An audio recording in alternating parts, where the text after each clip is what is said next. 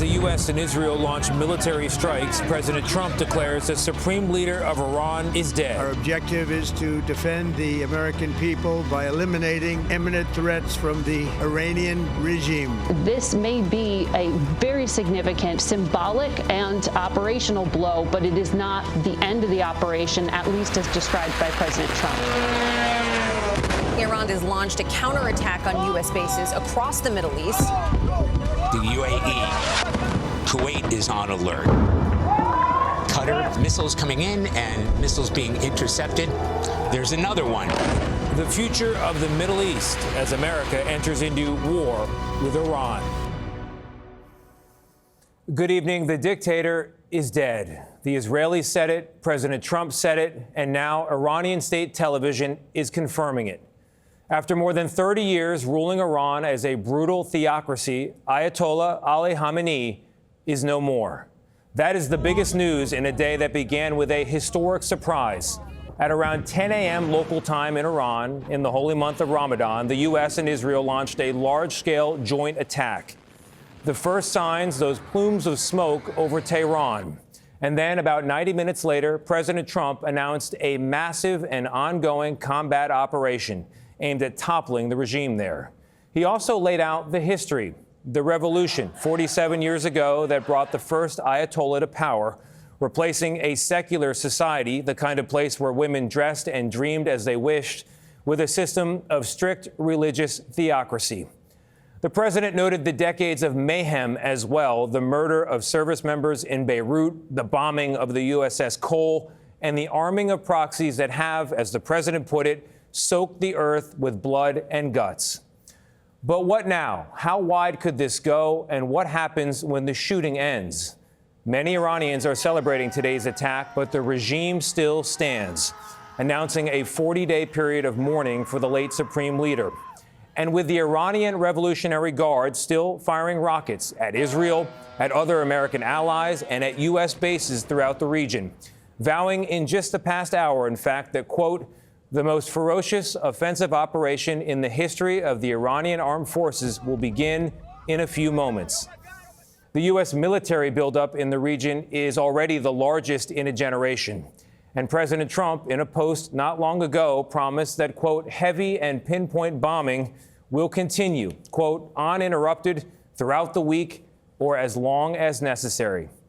But he is also facing political opposition at home. Democrats characterizing this as an illegal war of choice that endangers U.S. troops and could draw the U.S. into a wider war. And so we are at a crossroads tonight, and we have it all covered for you. A team of reporters this hour, including Robert Costa, who spoke with President Trump just a short time ago. What the president told him. But first, Charlie D'Agata in Tel Aviv for us tonight. A long day into the night. Charlie, good evening. Good evening to you, Tony. Good morning from here. It's almost dawn here. It has been a noisy night here in Tel Aviv. There's been air raid sirens, explosions, mostly intercepting incoming missiles. We actually have seen, there are no commercial flights in and out of this area, as you well know. We've seen a lot of military aircraft in the past half hour or so, at least 6 of them going by here. But this entire region is bracing for what day 2 brings.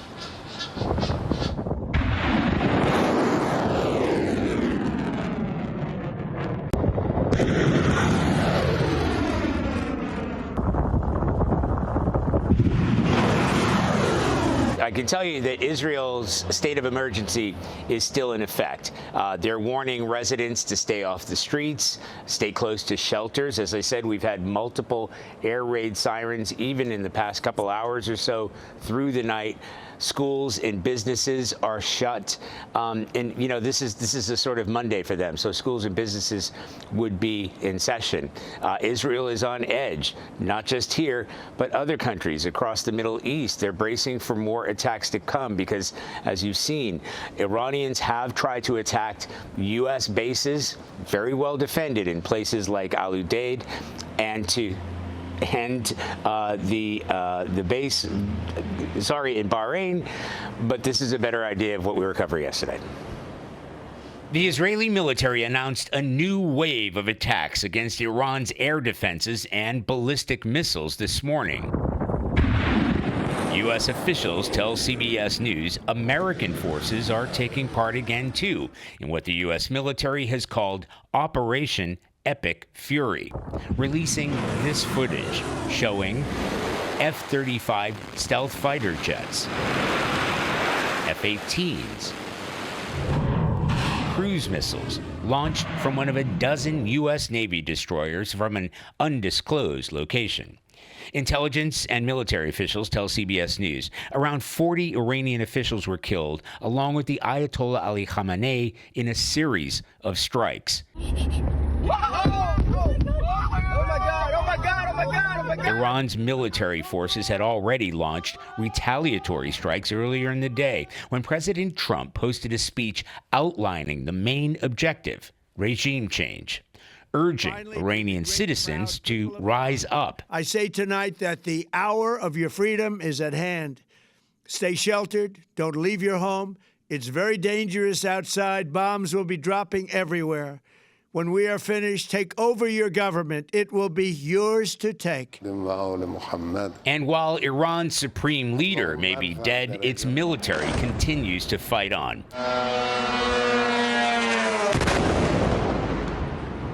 And President Trump has vowed to keep up the intensity, too. U.S. forces are already following those orders. Charlie D'Agata for us live from Tel Aviv tonight. Charlie, thank you very much. This operation, which the Pentagon is calling Epic Fury, is also epically complex and full of risk. For more on what goes into an operation like this, let's bring in retired Admiral Mark Montgomery, who served 32 years in the Navy as a nuclear-trained surface warfare officer. He's now at the Foundation for Defense of Democracy. Also here is CBS News contributor and Marine Corps veteran Elliot Ackerman. Admiral, I'd like to begin with you. Thank you very much for joining us here. You were a strike group, carrier group planner at one point. You know more than anyone on this channel right now about what would into a strike like this. Take us through what you saw, what stood out. You know, I thought it was a good, comprehensive first day, and you can obviously see that the number one target here is senior leadership, both of the Iranian, the Supreme Leader, but also of the Iranian Revolutionary Guard Corps. I think what went alongside this was what's called suppression of enemy air defense. So we simultaneously would have attacked the remaining air defense systems that weren't destroyed by Israel in the 12-day war last year. And this is all a precursor for follow-on strikes over the next, I would suggest, probably 2 weeks, where we go after the other targets that didn't need the surprise that the targeting of the Iranian leadership did. So you would clearly hit them on day one while they were loose with their security, as loose as they would be with their security, and where you could get as many as possible. And while getting the Supreme Leader was very important, you can also see they made some serious inroads on other IRGC leadership and military leadership. Admiral, you've seen the response from Iran. President Trump said he expected it to be double. That might be bluster. What do you make of it? You know, I think this is what you get in an initial response. I think we'll see more over the next few days. So there'll now be a race between us treading or destroying their ability to launch weapons at Israel and at U.S. forces stationed throughout the Middle East, and the Iranian ability to get those weapons out, cleared, and get a shot off. So I suspect the next few days worth of strikes will be heavily focused on current Iranian ballistic and cruise missiles and on their drone launch facilities to ensure that these get knocked out. But this was a decent response. I was surprised that the shot got into our NAV Center, Naval Forces Central Command headquarters in Bahrain. But also, we should assume that the adversary will be able to impose some cost on us in retaliation. Elliot, let's bring you into this. Are you skeptical of the wisdom of this operation? I think it all depends on the outcome. This is obviously a very complex operation. We are seeing basically, move one moving into move two of what's going to be a 40-move game. So there's a lot of risk inherent with this, as there is any time you embark upon a path of war. And I think we're just going to have to watch very closely in the days, weeks, and perhaps months ahead. Do you believe this will be an air-only campaign, or if the goal is truly regime change, it will require boots on the ground? I think that's an area where the Trump administration has a lot of control, and I think they've signaled very clearly that boots on the ground is a bridge too far for them. I think what this campaign is going to rely on quite significantly, and the president alluded to it in his comments, is going to be the actions of the Iranian people. This air campaign, the boots on the ground for this air campaign, is eventually going to be Iranian civil society coming out in the streets and demanding a change of regime. And we haven't seen that yet, but that's what I'm going to be watching for in the days and weeks ahead. Admiral, back to you on this. You mentioned a 2-week campaign. Are you imagining that as air only? I am, and I agree with Elliot. I mean, the 2 times that we've successfully used U.S. air-only campaigns to change governments, Libya in 2011 and Kosovo in 1999, there was large armed insurgent groups that we were enabling during those attacks. What we have right now are large groups of activists and disaffected citizens, not large armed groups. So we'll have to see what happens in this. The 2-week campaign I envision would be one that knocks down their remaining ballistic missile, both their systems, but also I would hit their factories. In the second week, I would hit their production capabilities of both drones and ballistic missiles. And then if we haven't in fact obliterated the nuclear program, then I would restrike the nuclear program elements that still remain. Elliot, you mentioned the Iranian civil society as the next step in all of this, but one never knows when you knock down a leader what grows in its place. Are you confident that what comes next will be better than what was? I think what we'll potentially have is a power vacuum, and that creates a whole host of challenges. I mean, is there a scenario in which Iranian civil society rises up and demands a peaceful, a democratic transition of power? I mean, sure, that's something we can imagine. But can we also imagine where Iranian civil society fractures, where you still have regime hardliners who break off, and you see Iran entering into a period of internal instability, leading up into civil war and a Syria-like outcome? That's also not outside the realm of possibility and would be disastrous not only for the people of Iran, but create incredible instability in the region. All of this is in play right now, and I think the United States, because this is an air-only campaign, we will only have the ability to affect so much in the weeks and months going forward. Admiral, in our final 30 seconds here, I'm curious, how long can these strike groups float off the coast in the region? Strike groups, especially when you're in combat like this, you do need some breaks, but the reality is they can maintain station for 3 to 6 months. Now, the Ford is in a unique condition, the aircraft carrier strike group in the Eastern Mediterranean. It's already been on deployment for 10.5 months. It's about to break the record for longest post-Vietnam deployment. So that one may need to be replaced, but the Lincoln can stay on station for 3 to 6 months easily. I appreciate the expertise. Admiral Mark Montgomery and Elliot Ackerman, thank you both.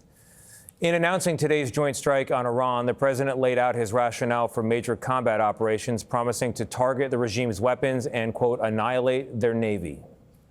Just imagine how emboldened this regime would be if they ever had and actually were armed with nuclear weapons as a means to deliver their message.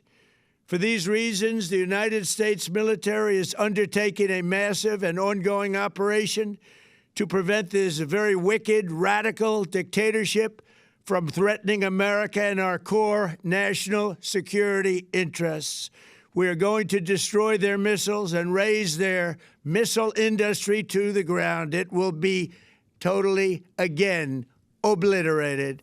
But let's stay on this question of timing, the timing of this strike. Nuclear negotiations were still technically underway, set to resume in person on Monday, and Secretary of State Marco Rubio had been scheduled to travel to the region. So what changed, or was all of that a diversion? Let's go to CBS senior White House correspondent Weijia Zhang, who's been working the phones tonight. Weijia, what are you hearing? Tony, senior administration officials tell CBS News that while the long-term concern is Iran's nuclear ambitions, they believe there was an immediate threat from missiles, that Iran was preparing to potentially launch a preemptive attack as President Trump weighed the possibility of military action during those negotiations, adding that if Trump had waited, the amount of American casualties and damage would have been substantially higher. President Trump monitored the strikes from his Florida resort with top aides and announced them to the world on social media at 2:30 in the morning. The United States military is undertaking a massive and ongoing operation to prevent this very wicked, radical dictatorship from threatening America. Just hours earlier, Trump attended a formal event. We gotta go work. Oh my God. I gotta go to work. And indicated negotiations to find a diplomatic solution with Iran were not going well. I'm not happy with the fact that they're not willing to give us what we have to have. Trump wanted Iran to fully dismantle its nuclear program, stop enriching uranium, and limit its ballistic missile program. But Iran refused, just as it has for decades and decades. They've rejected every opportunity to renounce their nuclear ambitions, and we can't take it anymore. Iran claims it has not enriched uranium since June, when the U.S. attacked 3 of its nuclear facilities. But it also blocked international inspectors from confirming. Today, Trump worked the phones with world leaders, including several from the Middle East. As they wait to see the extent of Iran's response, Trump sought to set sober expectations. The lives of courageous American heroes may be lost, and we may have casualties. That often happens in war. He has started a war, and it has eerie similarities to the way Iraq began. Massachusetts Congressman Seth Moulton served 4 tours in Iraq.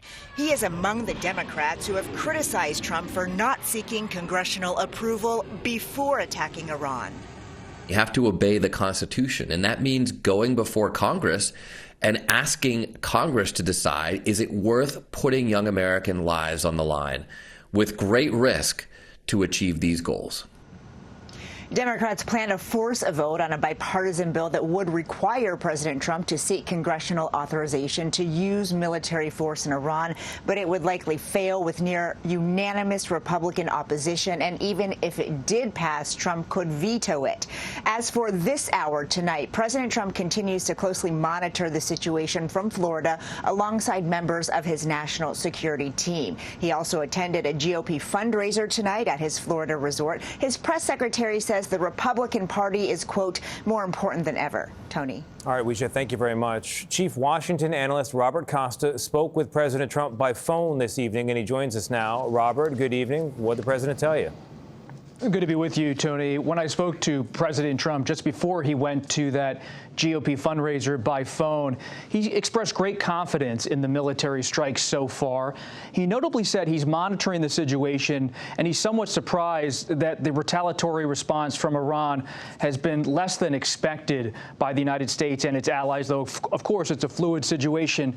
And I asked him, Tony, what's next? What are you trying to look for here? Is a diplomatic solution possible in this crisis? And he said, yes, he believes the strikes could bring Iran closer to a diplomatic solution that he believes is right for the region, right for the United States, because they're, quote, getting beat up so badly. I said, in the wake of the killing of the Ayatollah, who's in charge of Iran now? He says he has been briefed about all of the leadership shakeups inside Iran. He would not say who exactly he believes is running the country right now, but he says, I know exactly who is, I just won't tell you. There are some good candidates, he says, who could lead Iran in the weeks moving forward should discussions pick up. And I also asked him, I said, what about Congress? We've seen some of the Democratic response. We just spoke to the congressman from Massachusetts, and he said, look, I'm always willing to work with Congress, but on this front, in so many fronts, Tony, he is willing to use his executive power, as he told me, to take out what he perceives to be threats to the United States. All right, Bob, thank you very much. Appreciate it. I want to broaden our conversation now and bring in Congressman Rick Crawford, an Army veteran from a military family now representing Arkansas's 1st District. He's also chair of the House Intelligence Committee, making him a member of the so-called Gang of Eight. That's a group of congressional leaders brought in on high-level classified briefings from the executive branch. Representative Crawford, thank you again for joining us. Because you are a member of the Gang of Eight, you are one of the few Americans who had advance notice of this strike this morning. What can you tell us about why now, why the timing was right, and what the goals are? Well, I think there are 3 goals to be addressed here. We've heard a lot of analysts talk about it. One is the nuclear capability that they continue to engage in. The other is their ballistic missile production and deployment. And the third one was the regime change piece that is we're seeing, these organic uprisings in Iran.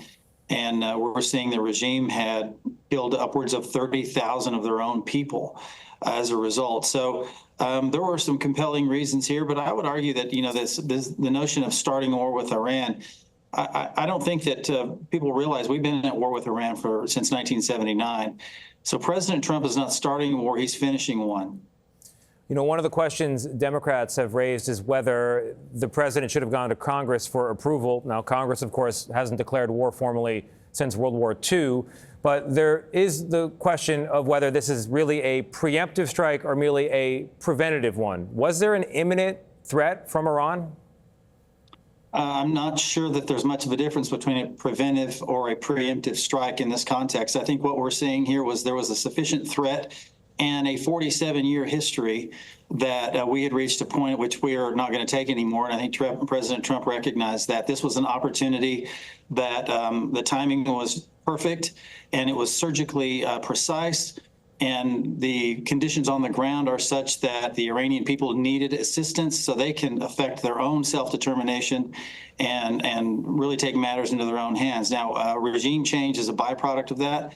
I welcome it, quite frankly. And if you've seen the footage from around the world, not only in Iran, but in the diaspora communities here in the United States and elsewhere in the world, they welcome that change as well. What's next, Congressman, to the best of our knowledge? Well, you had some really good analysis in a previous segment with the Admiral and Elliot Ackerman. I think laid out a pretty extensive analysis of what we can expect. You'll continue to see airstrikes, and it'll be very precise, targeting areas of things like the southern portion, what they call the southern ballistic missile belt there in the southern region of Iran, the production so that we can pretty much curtail their magazine depth. It's going to take a little bit of patience because most of those ballistic missile sites are mobile. So it will take a little bit of time, but the president has indicated that. But what we see are the conditions on the ground are ripe for organic regime change. And, we pray for the Iranian people to be able to organize and engage in self-determination. Congressman, it's been pointed out that this is the largest buildup of U.S. forces in the Middle East since the start of the Iraq War in 2003. For many Americans, they wake up today and they wonder, is this a here we go again moment? To those people, including, I'm sure, some of your own voters and voters for President Trump, what do you say to calm the nerves? Well, I think we have to take a look back at the history here with this particular country. And myself, I actually was part of an engagement that involved Iran back in the 80s. And then there was, since 1983, the attack on the Marine barracks in Lebanon. And, of course, go back to 1979, when they took American hostages from the embassy in Tehran. There's just a laundry list of abuses of the United States and our allies and the engagement and funding of terrorism for 47 years. And this is, I would liken this moment in history to almost equal to bringing down the Berlin Wall.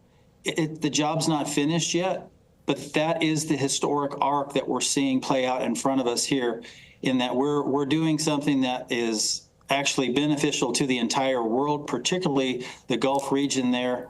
And I think that our allies recognize that. I think Iran made some really strategic mistakes by attacking their neighbors in the region, unprovoked attacks against Qatar, Bahrain, Saudi Arabia, United Arab Emirates. That was not a good move, and it basically cemented the relationship with the United States. Congressman, this is not the first time that President Trump has used military action against Iran while technically talks, diplomacy was still afoot. Other times he has done so as well. And it raises the question, I heard it posed today, I'll pose it to you. Is America now a country where instead of the military being a last resort, the military is more like a first resort? I think the president has engaged in an earnest diplomatic outreach to Iran when other countries didn't, and when other regimes didn't. For example, the Obama administration didn't engage directly with Iran. This was, the JCPOA was engaged, through intermediaries, and we saw the result of that. This is the president doing what he said he would do. He wants to make peace, and in fact, we've seen him make peace with other engagements around the world. This is no different. He makes the offer to go to the table with the Iranians and what you and I weren't in the room, but what I did hear from folks who were in the room was a complete level of belligerence and arrogance that they absolutely refused to even consider those three key points that we've made tonight with regard to what those negotiations would entail. So that's an intractable position. And, all the goodwill in the world on the part of Donald Trump may not have been enough. They simply were not serious about engaging in a diplomatic solution. All right. Congressman Rick Crawford of Arkansas's 1st District. Thank you very much, Congressman. You bet. Thank you. Next, the big questions right now. How long does this continue? How wide does it go? And what happens when it all ends? We'll take a look at the big picture and the political upheaval in the Middle East.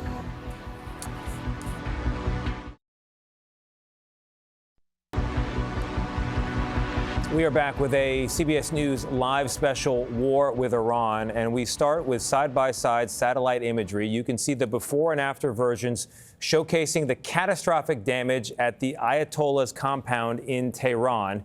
You can see that after the strikes, the buildings are decimated. There's debris everywhere, smoke rising from the ashes. With the U.S. and Israel launching this war with Iran, this could be one of the most consequential days for the Middle East in generations. To put it all into context, let's bring in analyst and author Douglas Murray, plus Chief Washington Correspondent Major Garrett. Major, wait right there. I'm going to start with Douglas here on set. There's reporting from the Wall Street Journal tonight that Israel has managed to hack a popular Iranian prayer app, and it is sending messages telling members of the Revolutionary Guard to leave and liberate the country. What do you make of that? First of all, it's a tactic that the Israelis have used elsewhere. They've used it in Gaza. They've used it against Hezbollah in Lebanon. So it's a familiar tactic.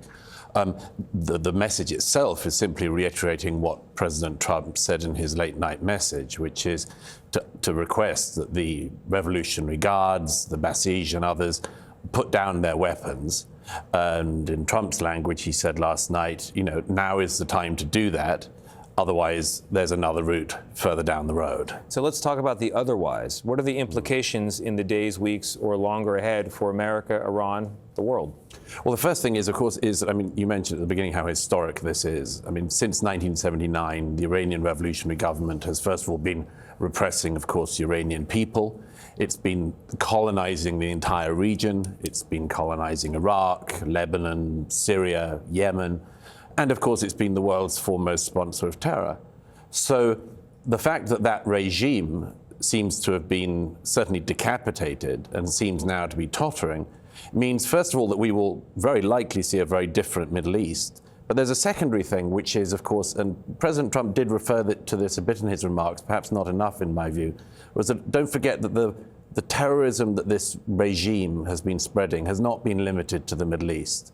The regime spread terror to South America. It's tried to carry out assassinations here in New York of dissidents. It tried only a couple of years ago to kill a former American Secretary of State and a former National Security Advisor in Washington, D.C. So the fact that that foremost sponsor of terror is now seemingly on its last legs is something that's going to have huge implications way beyond the Middle East. All of what you said has been true, though, for a while now. So why right now? Was it just the moment presented itself? It seems to me that the moment presented itself. If you consider the difference between what's happened in the last 24 hours and what happened last summer it was very clear that in the 12-day war, that decapitation of the regime, specifically the targeting of the Ayatollah, was not on the table. That seemed to be the one thing that was absolutely not on the table. Taking out the nuclear sites was the main objective then, but not regime decapitation. Something has changed in the last year. Possibly it's simply President Trump's realization of the intractable nature of the Iranian revolutionary government in negotiations. They have strung on negotiating team after negotiating team from the West, from the international community for decades on every one of these issues. Douglas, thank you very much. Major Garrett, I want to bring you into this conversation. The president likes to describe himself as the president of peace. He ran a campaign of no more wars in the Middle East. And then from the perspective here of someone in his own coalition, this looks like a new war. What do you make of it? Yes, but there are times, Tony, when we make the observation that President Trump is so different than all of his predecessors and operates differently and doesn't necessarily adhere to the conventions of the presidency as conducted by presidents before him. In this one respect, there is a constant. To pick up on the point just made, since 1979, every American president has to one extent or another been frustrated, bedeviled, deterred, and in some cases haunted by the Islamic regime in Iran and its use of terror cell networks and proxies, not just in the Middle East, Europe, South America, even Asia. Every American president has had to deal with this. Carter, Reagan, Bush 1, and Clinton all dealt with not only the Iranian Revolution in 1979, but its expansion of use of terror throughout the region. And then it became a much bigger problem after 9/11, the global war on terror, then its nuclear ambitions. That was Bush 2, that was Trump, Obama, Trump again. Biden, all of them have been dealing with this. So that's one constant thread through the American presidency from 1979 to now. And it's at that point that I believe President Trump is saying not only is the time now, but Iran and its regime and its proxies have never been weaker. So when they are weak, it's time to strike. Not that they present this particularly malevolent new threat, but it may be time now to deal with that long-running threat from a position of, if not maximum advantage, near maximum advantage. But, Major, we have midterm elections coming up. The president does need to have a coalition in Congress. This is difficult for them to explain to people. The polling is not in favor of a unilateral strike without approval from Congress. How does this play? Well, let's go right to our polling data, Tony, on that very point. Our polling unit talked to Americans before the President's State of the Union address, asked one question. Has the Trump administration clearly explained the U.S. position on military action against Iran? 72% told us the answer to that question was no. Only 28% believed the administration had clearly explained what was about to happen or what it was contemplating. Now let's go after the State of the Union address. We asked some other questions. How should the United States approach Iran's current leadership? Let's go to the lowest rated answer, 18%. Remove them from power with force. Then next, 22%. Do not get involved, 22%. Pressure them with sanctions, 38%. Negotiate with them through diplomacy. We also asked, does Trump need approval from Congress for military action? 74%, Tony, said, yes, he does. That's clearly not happening. One last question. U.S. military action against Iran to stop them from making a nuclear weapon. How did that come out? 51% would favor, 49% would oppose. Very closely divided on those central questions. Tony? All right, Major, thank you very much. Douglas, while I have you here, I think of Rick Crawford, the congressman, his first district there in Arkansas, the people sitting there tonight and all over the country asking themselves, what does this have to do with my life? How does it make my interest better? Well, a huge amount is simply going to depend on the success or otherwise of this operation. If you look at the polling data from the operation in Venezuela the other week, the initial response among floating voters was pretty negative about it. Once it turned out that, an extraordinary operation, highly successful, Maduro seized and brought to New York, those numbers of approval went up hugely. But there's a caveat to that, and any Republican you speak to and anyone in the administration you speak to, as you know, knows this, which is none of these issues are actually midterm issues. It's the economy, it's cost of living that are midterm issues. But nevertheless, as was just mentioned, this issue of the Iranian revolutionary government is something that, as several people this hour have said, has bedeviled not just the Middle East, but America for 47 years now. We have been strung along in the West on nuclear issues, on terrorism issues, and much more. All of this time, clearly there was a moment that was seen that could be seized. Donald Trump seized it, and if it's successful, I'll imagine that this success will have an awful lot of people claiming a bit of it. Douglas Murray, thank you very much. Major Garrett, thank you as well to you. Ahead, the risks here at home, cities across the U.S. on high alert, the concerns of what could happen next. Our coverage of the war with Iran continues after a quick break.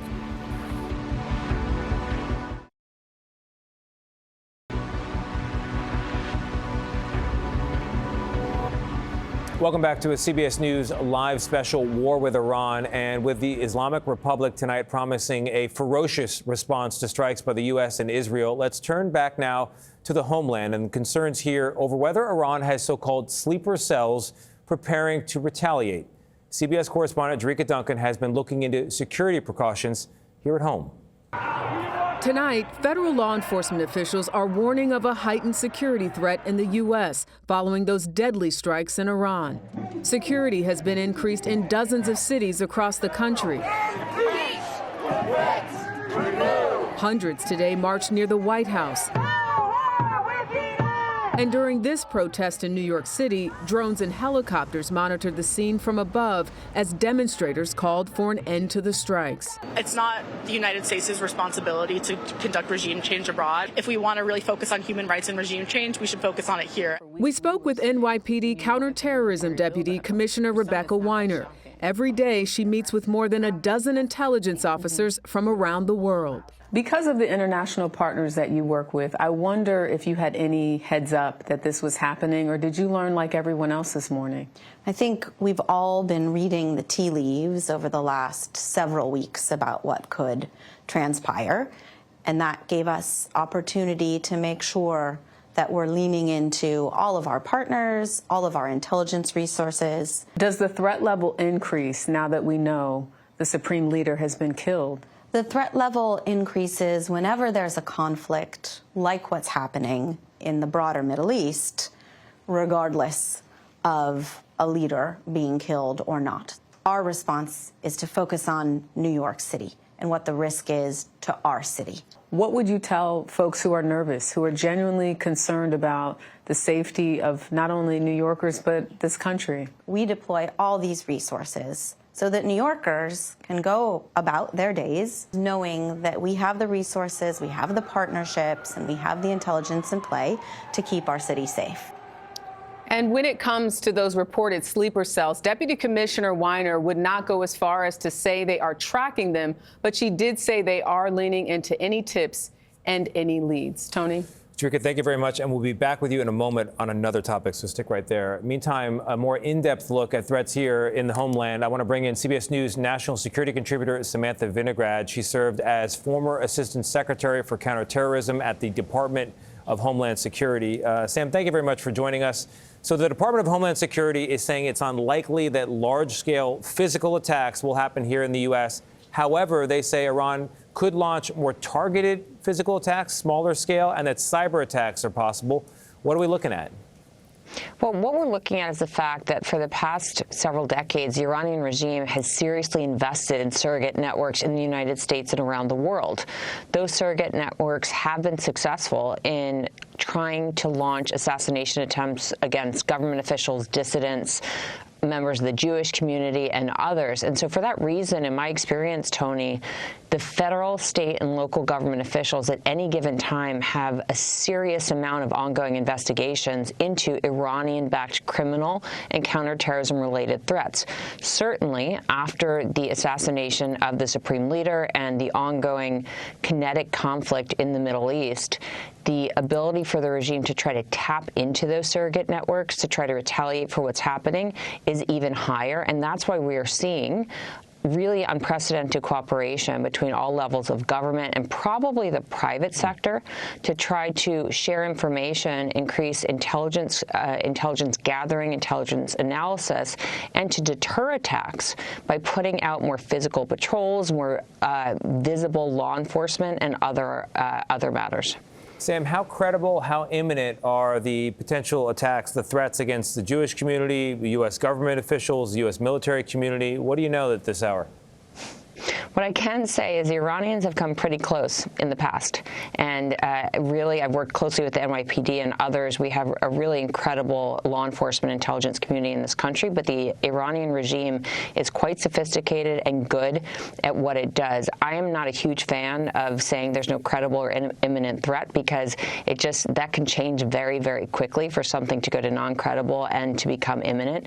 Instead, I think it's important that members of the public remain on heightened alert, that if you see something, say something. And when it comes to cyber hygiene, when it comes to emails and links and files that you're getting right now, that everybody stay on high alert to the environment around them while all of this is ongoing.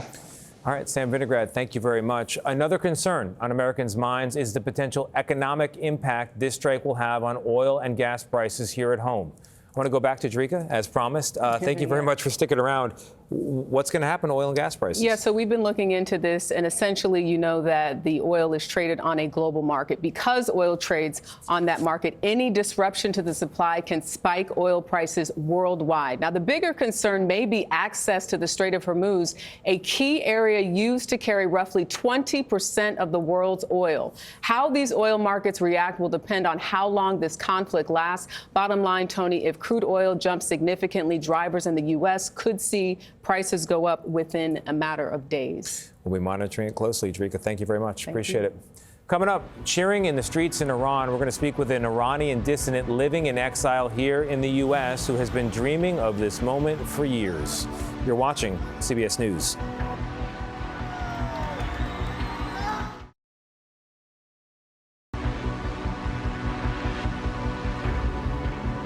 You are watching a CBS News live special, War with Iran, and we bring you live pictures of mourners already lining up for the funeral of their supreme leader, which will take place on Sunday in Iran. These are pictures from Iranian state television.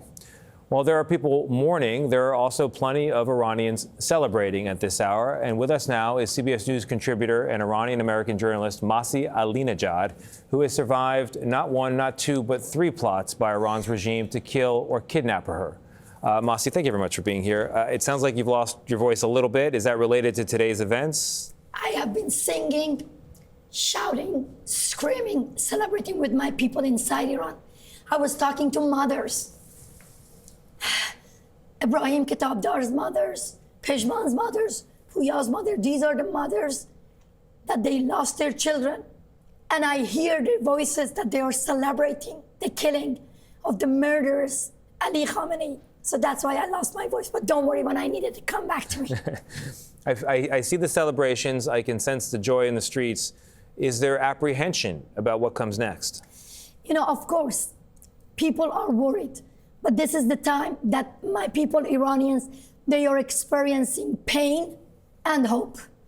Because I'm talking about the regime that massacred more than 40,000 people. But in the street, people are just screaming out of joy because they believe this is going to be the beginning of a future that we don't have killers in power, a future that people can have a normal life.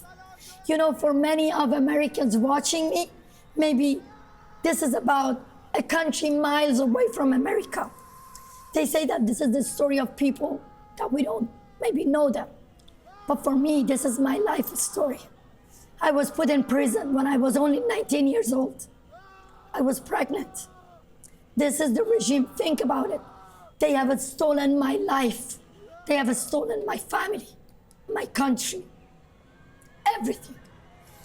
Are you hearing talk of anyone in particular who might be able, from Iranian civil society, to step forward, not part of the regime, not part of the revolution, on a whole nother track, and be the leader that I think people like yourself are looking for in Iran? This regime cannot be reformed. So definitely we're not looking, oh my God, I lost my voice. It's understandable. We're not looking for anyone from this regime. And people in the street, they're naming Prince Pahlavi. And he says that he believes in fair and free election. I believe that we deserve to have a transition from this government to this regime, to a secular democracy. I'm not a political leader, but I believe that Iranian can have a government by voting, having fair and free election. So that's why I'm calling on Europeans. This is the Berlin Wall moment to meet with the opposition, to think about an Iran without the Islamic Republic. Because this is a regime sending killers in the region, in America, in Europe, everywhere. So there is only one solution to end the war, endless war, to end the root cause of the war, which is the Islamic Republic. But in the Berlin Wall moment, the wall came down and the Guard stood down. The Iranian Revolutionary Guard is not standing down. What happens next? I think because they don't see strong signal.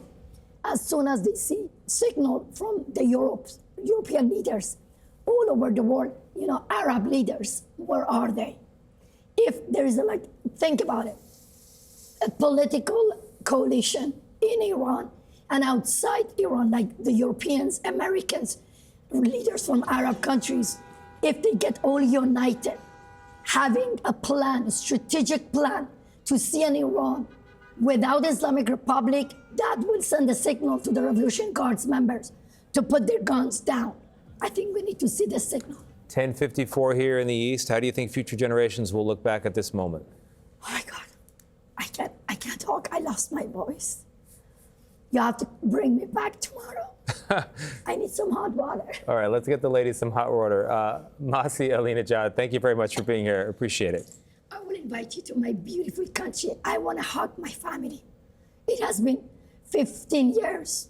That's why I get really upset when I see some anti-war Americans taking to the streets, my fellow citizens, take to the street to celebrate the killing of a terrorist. Because this is not about politics. This is all about normal life, having dignity for Iranians. We share the same values. You want these terrorists? Don't feel sorry for terrorists. Feel sorry for my people inside Iran. The new generation, they deserve to have democracy. It breaks my heart when I see Americans in the streets. They chant, I am Hamas. Hamas is killing Iranians, killing people in Gaza. If you care about free Palestine, help us to free Palestine from Islamic Republic. I want to talk to Americans, but I will be back tomorrow. All right, Masi Alinejad, thank you very much. I appreciate it. Thank you so much. We'll be right back.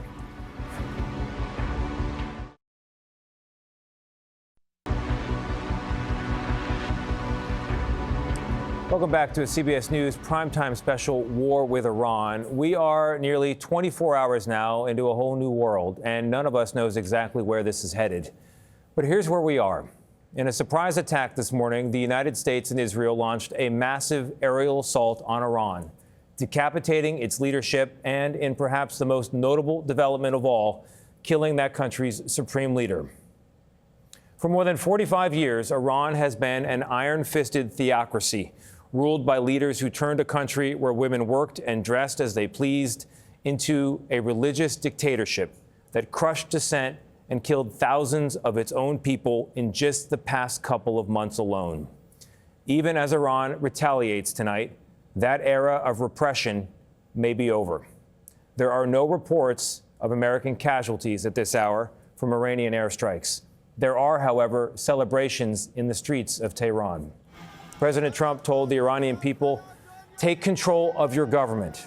That, quote, the hour of their freedom is at hand. We'll be watching out for it, and we shall see. For now, our coverage will continue on your local news and tomorrow on Face the Nation. I'm Tony Dokoupil. Thank you for joining us tonight. Good night for now.